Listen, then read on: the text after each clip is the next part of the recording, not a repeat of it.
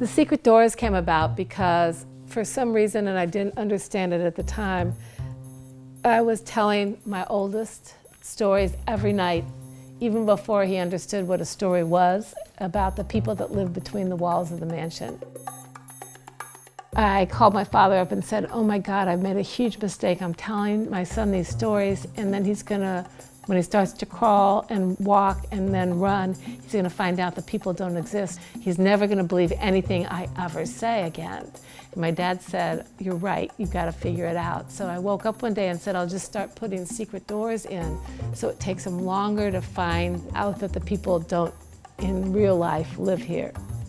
He would scream at me and yell at me, why aren't you showing me any of the doors? And I'd tell him, because you need to find them, that the beauty is in seeking them. And it was pretty, you know how kids can be angry. He was angry a lot because I wouldn't show him any. And then when he was about 11, he came to me and said, Mama, I'm so happy you didn't tell me where the doors were, because I now get them. I understand what they're about. If it wasn't for the secret doors, we definitely would not be here today, because people are coming here and making donations to our museum to tour based on the secret doors. It's interesting how God does work in mysterious ways. If it hadn't been for the stories, and then my fear of my son not believing anything I did, the doors wouldn't exist. Speaking of doors, I put a secret door in this remodeled home, and I did it. You know, it looked like you walk into a library and then you push a particular book, just like you see in the movies. And this door swings open from this library, and now you're into my office with this fireplace and the ocean in the back. It's a gorgeous thing.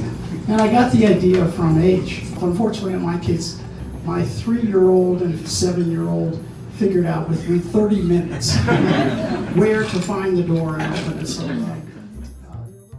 the secret passages really are, they're very trippy and they're very fun. So for a kid, it's an adventure. And for an adult, it does transform you kind of back to that childhood, adolescent period where you're just discovering. It's very magical in that way, and brings a kind of a sense of fun that you wouldn't necessarily get at any other museum. I just remember this one gentleman coming in, and I gave him a tour of the house. It was probably a half an hour. We went around the whole house, and straight as an arrow, never cracked a smile, never did anything. And I thought, you know, something here has to affect him. We finally went through a secret door, and he looked at me and he said, it's a Scooby-Doo house.